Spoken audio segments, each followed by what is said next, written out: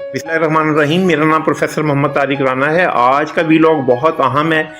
इसमें मैं आपको 9 टिप्स बताने जा रहा हूँ जिन्हें इख्तियार करने के बाद आपकी हैंड राइटिंग बेहतरीन हो जाएगी और आप बोर्ड के इम्तहान में बेहतरीन नंबर हासिल कर पाएंगे।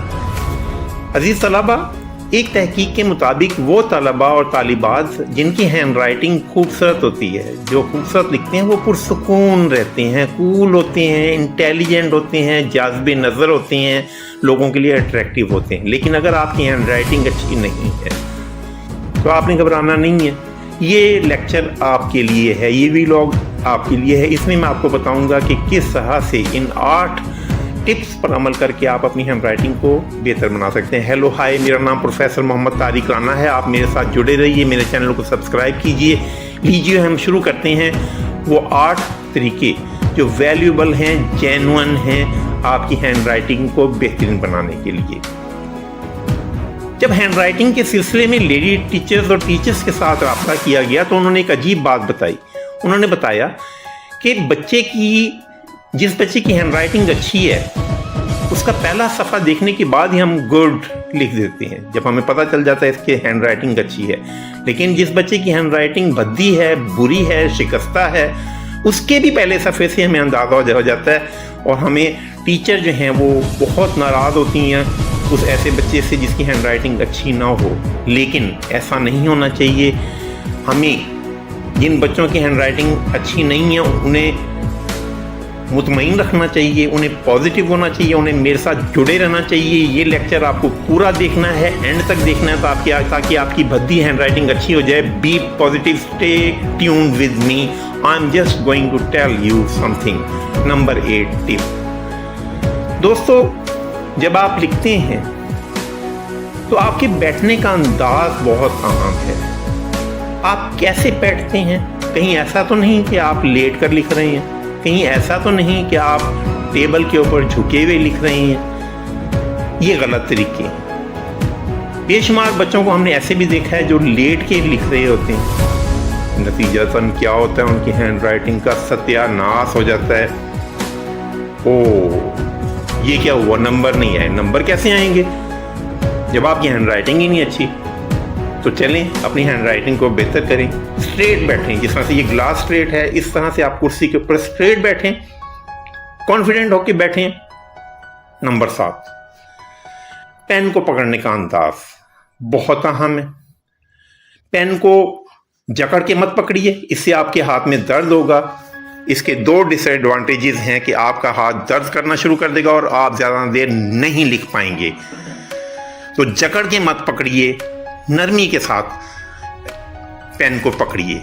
उसकी ग्रिप आपके लिए आसान हो जाएगी और लिखना आसान हो जाएगा। नंबर 6,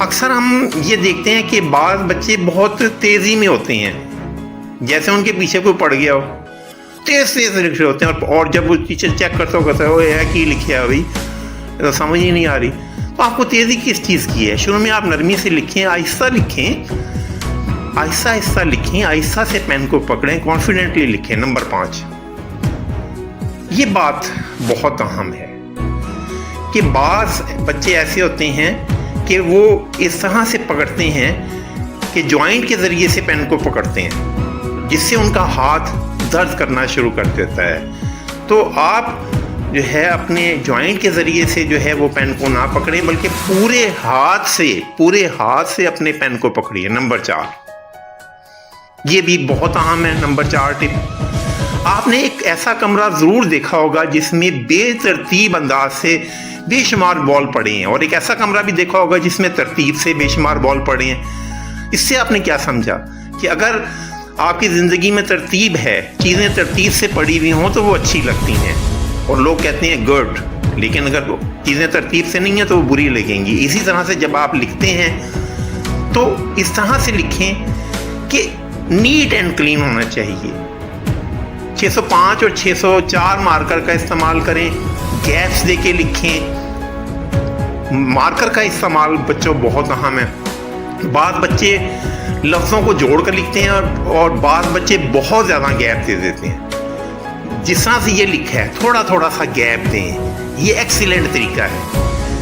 नंबर 3, आपने पानी को बहते हुए देखा होगा, शफाफ पानी जिस तरह से बहता है, इसी तरह से आपकी हैंड राइटिंग में भी शफाफियत होनी चाहिए। नीट एंड क्लीन पेपर लें, पेपर गंदा नहीं होना चाहिए। जिस तरह से देखें ये पेपर गंदा है, इसके ऊपर लिखा हुआ है डाउन। ये पेपर देखें उजला पेपर है, साफ पेपर है। अब ये देखें जो लिखा हुआ है यहाँ पे तरतीब से लिखा हुआ है, दरमियान में गैप्स हैं, खूबसूरत लिखा है, इसमें बहुत उम्दा इस बच्चे की हैंड राइटिंग है। ये हैंड राइटिंग आपको नंबर दिलाती है।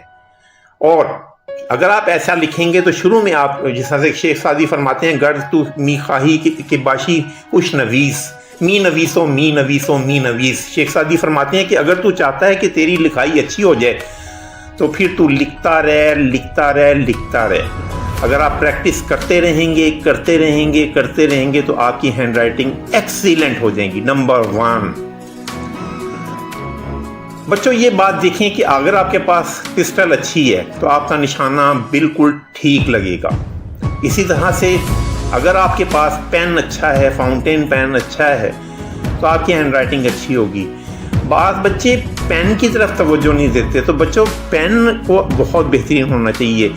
पेपर के दिनों में आप वो पेन इस्तेमाल करें जिससे आप रोज़ाना लिखते हैं और पेन पर पैसे खर्चें। बाज़ बच्चे ऐसे होते हैं जो मोटा लिखते हैं तो वो मोटा पेन इस्तेमाल कर लें।